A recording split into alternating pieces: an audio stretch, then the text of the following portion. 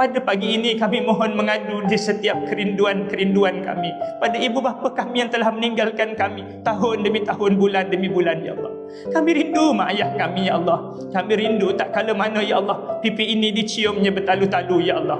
Kami rindu suapan nasi yang lembut itu masuk ke dalam mulut kami, ya Allah. Kami rindu, ya Allah, di kesejukan malam ibu kami menyelimutkan kami, ya Allah. Ya Allah, kami teringat, ya Allah, payahnya mak ayah kami membesarkan kami, ya Allah. Ada kalanya sehingga menebalkan muka, meminjam duit sanak sedara kawan taulan untuk mendewasakan kami, ya Allah. Ya Allah, kami terkilan, ya Allah, waktu mak ayah kami hidup, kami gagal jadi anak yang soleh, ya Allah. Kami pernah mengguriskan hati mak ayah kami, ya Allah. Kami pernah memalukannya, ya Allah. Kami pernah menghentakkan kaki, meninggikan suara, menghempaskan pintu. Kami pernah mengecewakannya, ya Allah. Ya Allah, kami tak sengaja mengguriskan hati mak ayah kami, ya Allah. Kami tak sengaja mengguriskan hati mak ayah kami, ya Allah. Ada di kalangan kami mak ayahnya telah meninggal dunia tahun demi tahun, ya Allah.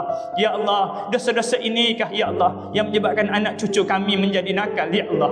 Dosa-dosa inikah, ya Allah, yang menyebabkan anak cucu kami, ya Allah, semakin nakal, ya Allah. Dosa-dosa inikah, ya Allah, yang menyebabkan rezeki kami terasa sempit, ya Allah. Dosa-dosa inikah, ya Allah, yang menyebabkan hilang kebahagiaan, ya Allah. Andai dosa-dosa yang banyak ini, ya Allah, Kau jadikan tadahan-tadahan doa pada pagi ini penebus di setiap dosa-dosa yang kami lakukan itu, wahai Allah. Ya Allah, ya Tuhan kami, ya Allah, pada pagi ini, ya Allah, kami mohon, ya Allah, Kau ampunlah dosa-dosa kami itu, ya Allah. Jadikan tadahan-tadahan doa ini penebus di setiap dosa-dosa yang telah kami lakukan itu, ya Allah. Ya Allah, kami mohon haramkan api neraka daripada menyentuh jasad ibu bapa kami, ya Allah. Letakkanlah mereka di Jannatul Firdaus-Mu, ya Allah. Ya Allah, ya Tuhan kami, ya Allah, ketika mana kami